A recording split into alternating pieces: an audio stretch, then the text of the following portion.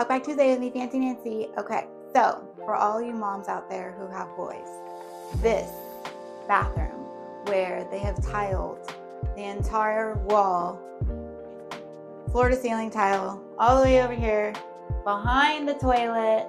Who's a fan? I am definitely a fan because these boys and the potty situation is not amazing. So this is easy to clean and wipe off.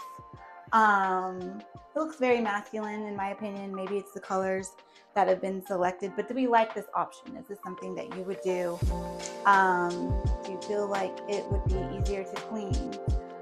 Comment below and let me know your thoughts, because this is Talkback Tuesday and I love to know what you guys have to say. I hope everyone is living just fancier.